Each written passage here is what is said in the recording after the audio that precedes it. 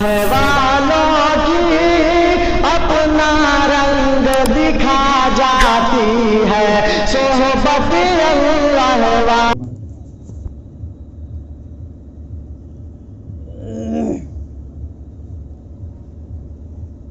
السلام علیکم ورحمۃ اللہ وبرکاتہ.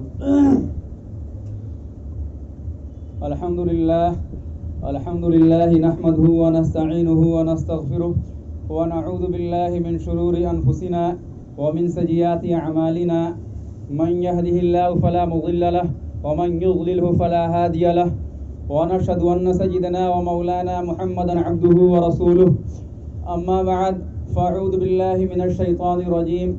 بسم اللہ الرحمن الرحیم. لقد كان لكم في رسول اللہ اسوة حسنہ. صدق اللہ العظیم. سبھی حضرات درود پاک پڑھ لیجئے. اللہم صلی علی سیدنا مولانا محمد وبارک وسلم. یا رب صلی وسلم دائما ابدا علی حبیبک خیر الخلق کلہم. عمل سے زندگی بنتی ہے جنت بھی جہنم بھی. عمل سے زندگی بنتی ہے جنت بھی جہنم بھی. یہ خاکی اپنی فطرت میں نہ نوری ہے نہ ناری ہے. میرے بھائیوں بزرگوں اور دوستوں، اس دنیا کے اندر اللہ رب العزت نے انسانوں کو ایک مقصد دے کر بھیجا ہے. یوں ہی اللہ رب العزت نے انسانوں کو بیکار نہیں پیدا کر دیا، یوں ہی اس کو چھوڑ نہیں دیا، بلکہ اللہ رب العزت نے انسانوں کو بھیجا ایک مقصد دے کر. اور وہ مقصد کیا ہے کہ اللہ رب العزت کی عبادت کی جائے. اور اللہ رب العزت کی عبادت کیسے کی جائے؟ ہر عبادت سنت کے دائرے میں رکھ کر کی جائے. یہ ہے انسانی زندگی کا مقصد. اب ہمارے اور آپ کے نظروں میں عبادت کیا ہے کہ نماز پڑھ لینا، روزہ رکھ لینا، قرآن کی تلاوت کر لینا، یہ عبادت ہے. باقی جتنے کام ہیں وہ سمجھتے ہیں کہ ہمارا پرسنل کام ہے، ہم جیسے چاہیں کر لیں، اس سے کوئی لینا دینا نہیں. نہیں میرے بھائیوں بزرگوں اور دوستو، ہم اور آپ بہت بڑے دھوکے میں پڑے ہوئے ہیں. ان چیزوں کے علاوہ بھی عبادات ہیں. اگر ہم تجارت کر رہے ہیں، شریعت کے دائرے میں کر رہے ہیں، شریعت کے حکموں کو سامنے رکھ کر رہے ہیں، وہ بھی عبادت ہے. اگر ہم کوئی نوکری کر رہے ہیں امانت داری کے ساتھ، اور جیسے ہم کو نوکری پر رکھا گیا ہے اور جن کاموں کو کرنے کے لیے کہا گیا ہے ان باتوں کا لحاظ کرتے ہوئے نوکری کر رہے ہیں، اس وجہ سے کہ اللہ رب العزت کا حکم ہے، نبی پاک صلی اللہ علیہ وسلم کا حکم ہے کہ اپنے کام کو اچھے طریقے سے کرو، اس میں چوری مت کرو، وہ بھی عبادت ہے. اس طریقے سے ہم بال بچوں کو کھانے کے لیے، کھلانے کے لیے اور ان کو کپڑا پہنانے کے لیے حلال روزی کمانے کی کوشش کر رہے ہیں، محنت کر رہے ہیں، وہ بھی عبادت ہے. اس طریقے سے میرے بھائیوں بزرگوں اور دوستوں، کسان آدمی ہے، وہ کھیت میں جا کر محنت کر رہا ہے، غلہ بو رہا ہے، کاٹ رہا ہے، اس کے لیے محنت کر رہا ہے. اس وجہ سے اس کی نیت یہ ہے کہ ہم اس کو کھائیں گے تو میرے بدن میں طاقت ہوگی، اور اس طاقت کے بنیاد پر ہم اللہ کی عبادت کریں گے، تو وہ بھی عبادت ہے. تو بات یہ پتہ چلی کہ دنیا کے اندر جتنے کام ہیں، اگر ان کاموں کو شریعت کے دائرے میں کیا جائے، شریعت کو سامنے رکھ کر کیا جائے، تو سب کے سب عبادت ہے. اگر ہمارا کھانا پینا شریعت کے مطابق ہے تو عبادت، سونا اٹھنا بیٹھنا شریعت کے مطابق وہ عبادت، بات چیت کرنا، کسی سے ملنا جلنا شریعت کے دائرے میں ہے وہ عبادت. میرے بھائیوں بزرگوں اور دوستوں، اللہ کا بہت بڑا ہمارے اوپر کرم ہے کہ اللہ رب العزت نے ان تمام چیزوں کو ہمارے لیے عبادت بنا دیا، بشرطے کہ ہم شریعت کے دائرے میں کریں. ہمارے امام صاحب مفتی صاحب نے ماشاءاللہ بہت اچھی باتیں بتائیں شادی کے متعلق. چونکہ شادی ہے اور شادی کے متعلق یہ مجلس اور میلاد قائم کی گئی ہے. شادیوں کے بارے میں عام طور سے ہمارا خیال کیا رہتا ہے کہ ہمارا اپنا پروگرام ہے، ہم چاہے جیسے کریں. میرے بھائیوں بزرگوں اور دوستوں، جب ہم نے اسلام قبول کر لیا اور اللہ کو اللہ اور رسول اللہ صلی اللہ علیہ وسلم کو آخری نبی اور قرآن کو اللہ کی کتاب مان لیا، تو اب ہماری عقل اور ہماری اپنی چیز ختم. ہم کو جو بھی کام کرنا ہے قرآن کے دائرے میں، شریعت کے دائرے میں اور سنت کے دائرے میں کرنا ہے. ہم کو یوں ہی آزاد نہیں چھوڑ دیا گیا کہ جو چاہو تم جیسے کر لو، نہیں، بلکہ ان باتوں کو سمجھانے کے لیے اللہ رب العزت نے نبیوں کا سلسلہ شروع کیا۔ حضرت آدم علیہ السلام سے لے کر سب سے آخری نبی، ہم سب کے پیارے نبی حضرت محمد صلی اللہ علیہ وسلم تک یہ سلسلہ قائم رہا، اور ہر نبی نے اس بات کو بتلایا اور سکھلایا کہ دیکھو تمہاری زندگی کا مقصد اللہ کی عبادت ہے، تم دنیا کے اندر جب تک جینا اللہ کے حکموں سے منہ مت موڑنا اور اللہ کے احکامات کو سامنے رکھ کر زندگی گزارنا۔ یہ زندگی ایک دن ختم ہونے والی ہے اور کل ہم اللہ کے سامنے پیش ہوں گے۔ جب اللہ کے سامنے پیش ہوں گے تو ہمارے اعمال کے حساب سے ہمارا فیصلہ ہوگا۔ دنیا کے اندر لاکھوں انسان، کروڑوں انسان ایسے مل جائیں گے جس کو اللہ سے کوئی لینا دینا نہیں، وہ مانتے ہی نہیں کہ خدا ہے، وہ بس بولتے ہیں کہ یہ پورا سولر سسٹم اور یہ پوری دنیا آٹومیٹک چل رہی ہے۔ لیکن ان سے پوچھئے کہ تم سب کچھ کا انکار کرتے ہو، کیا موت کا انکار کرتے ہو؟ تو سارے انکار کے باوجود وہ موت کا انکار نہیں کر سکتے ہیں۔ تو میرے بھائیوں، بزرگوں، دوستو، یہ موت جو ہے ایک کڑوی گھونٹ ہے، سب کو پینا ہے، اور عقل مند آدمی وہی ہے کہ مرنے سے پہلے جو وہاں اس کو سوال جواب دینا ہے اور اللہ کے سامنے حاضر ہو کر اس کو اپنے کیے کا جو سوال و جواب ہوگا اس کی تیاری کر لیں یہاں پہ۔ اس لیے اپنے ذہنوں سے ہم اس بات کو بالکل نکال دیں کہ صرف نماز پڑھ لیا اور روزہ رکھ لیا، حج کر لیا، قرآن کی تلاوت کر لیا، بس یہی عبادت نہیں۔ ہمارا کپڑا بھی شریعت کے مطابق ہونا چاہیے، ہماری شکل و صورت شریعت کے مطابق، شادی بیاہ شریعت کے مطابق، عقیقہ شریعت کے مطابق، اور تجارت اور بزنس شریعت کے مطابق۔ میرے بھائیوں، بزرگوں اور دوستوں، جو لوگ تجارت کرتے ہیں ایمانداری کے ساتھ اور انصاف کے ساتھ، حق کے ساتھ، شریعت کو دائرے میں رکھتے ہوئے، اللہ کے رسول صلی اللہ علیہ وسلم کے بارے میں ایک حدیث ارشاد فرمایا کہ التاجر الصدوق مع النبیین والصدیقین والشہداء، اور کما قال علیہ الصلوۃ والسلام، کہ جو سچے تاجر ہیں، جو امانت داری کے ساتھ اور حق کے ساتھ اور کسی کو ٹھگے بغیر اور کسی کو دھوکہ دیے بغیر ایمانداری کے ساتھ تجارت کرتے ہیں، تو کل وہ نبیوں کے ساتھ اور شہیدوں کے ساتھ اور شہداء کے ساتھ صف میں کھڑے ہوں گے۔ اتنی بڑی بات ہے۔ تو ہم اپنے ذہنوں سے اس بات کو نکال دیں کہ نماز، روزہ، حج، زکوٰۃ یہ عبادت نہیں، یہ بھی عبادت ہے۔ اس کے علاوہ مسلمان کا ہر کام عبادت ہے، بشرطے کہ وہ شریعت کے دائرے میں ہو۔ اس لیے میرے بھائیوں، بزرگوں اور دوستوں، ہم حالات آج کل دیکھ رہے ہیں اپنے ملک کے بھی اور ورلڈ لیول پہ بھی کہ مسلمانوں کیا حالات ہیں۔ ایمانداری کے ساتھ اپنے دل پر یہ ہاتھ رکھ کر فیصلہ کیجئے کہ کیا کسی قوم نے یا کسی ملک والوں نے، کسی دیش والوں نے، کسی پارٹی نے آپ کو نماز پڑھنے سے روکا ہے، قرآن کی تلاوت کرنے سے روکا ہے، آپ کو داڑھی رکھنے سے روکا ہے، کپڑا شریعت کے مطابق پہننے سے روکا ہے، شریعت کے مطابق شادی کرنے سے روکا ہے؟ نہیں۔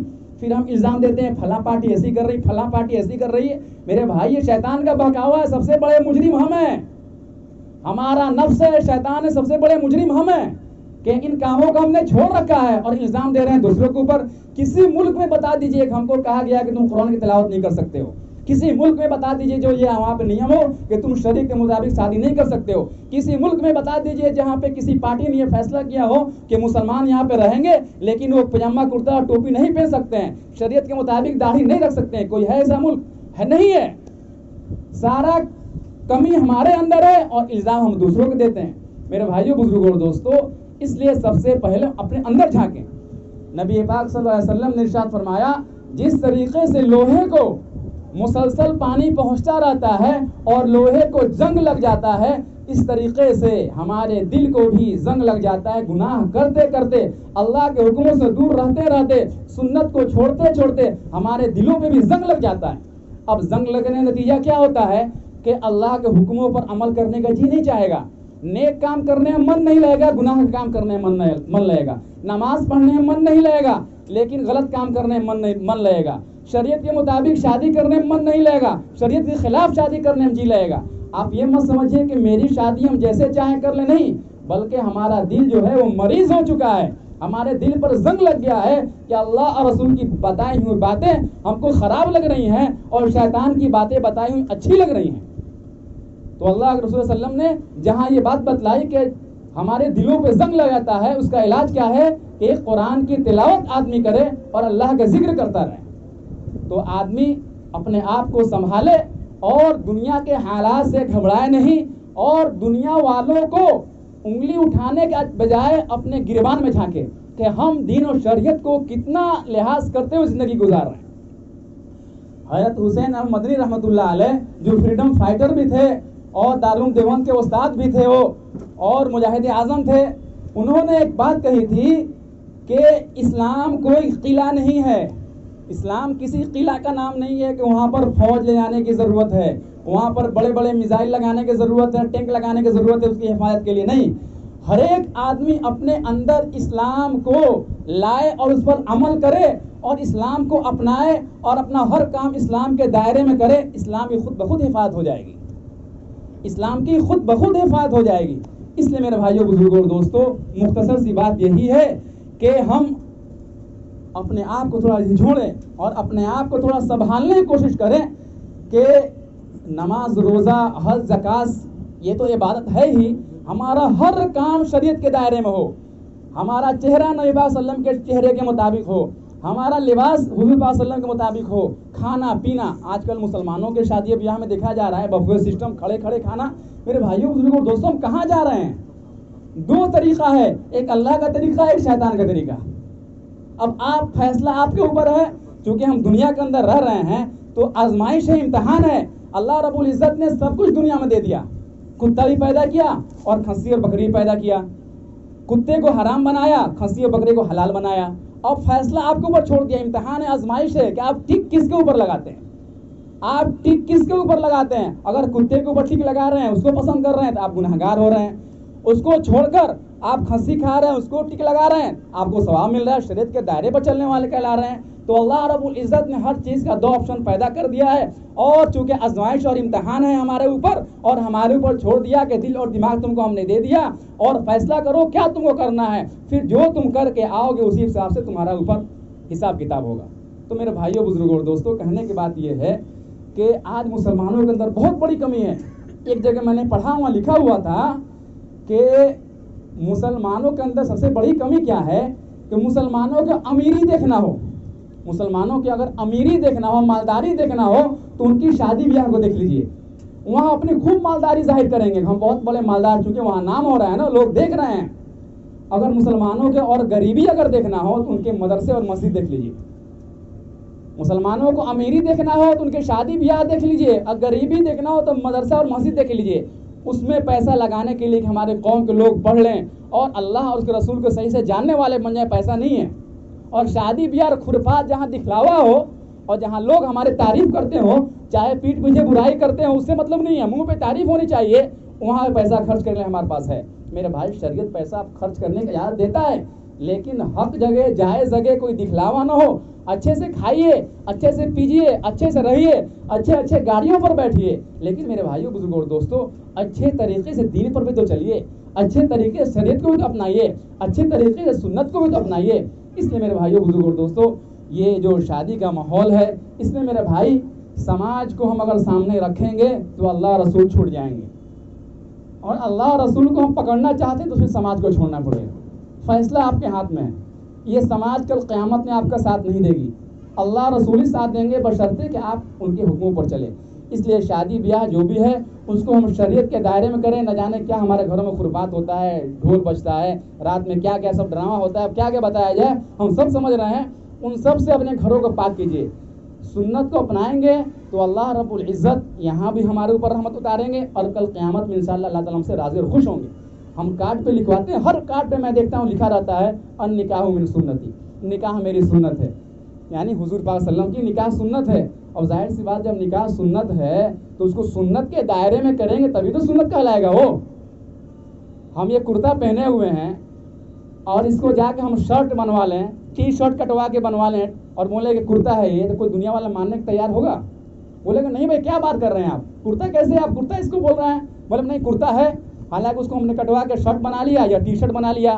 ایسے ہی میرے بھائی بزرگوں اور دوستوں، جب لوگ کرتا کو کرتا ماننے کو تیار نہیں ہیں اس وجہ سے کہ وہ کرتے کے حد اور دائرے میں نہیں ہیں، تو میرے بھائی جو شادی اور بیاہ اور نکاح اور جو بھی ہمارا کام ہے، اگر اس کو شریعت کے دائرے میں نہیں کریں گے تو اللہ رسول اس کو کیسے مان لیں گے؟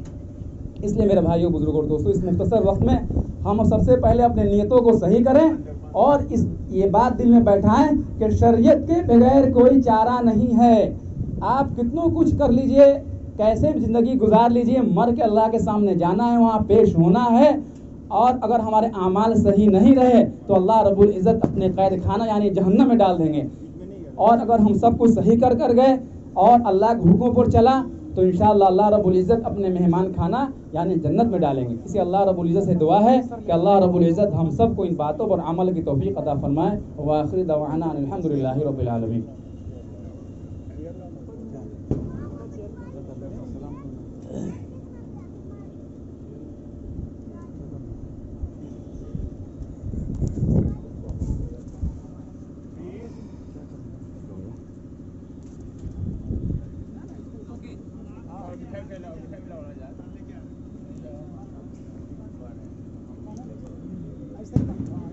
دعا ہو چچا.